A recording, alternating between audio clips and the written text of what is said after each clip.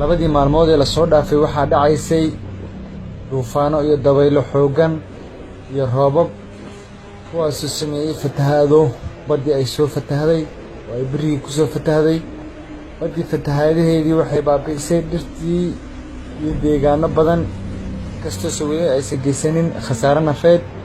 meeshu waa Ceylaanyo gobolka Bari Boosaaso agteeda. waxaanu ku aragnay mucjiso rabbaaniya. meeshan waxaa taala gabarmaayo soo caariday.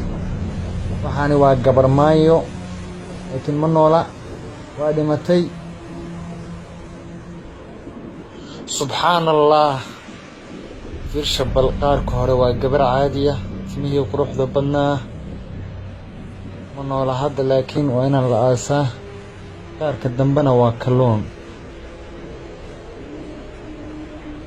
subxaan allah, waa mucjiso rabbaaniya. bal eeg oo u fiirso, timo qurux miirana, wejigii iyo sankii iyo indhihii iyo ilkihii iyo afkii, gacmihii. waa gabar caadiya qaarkeeda hore.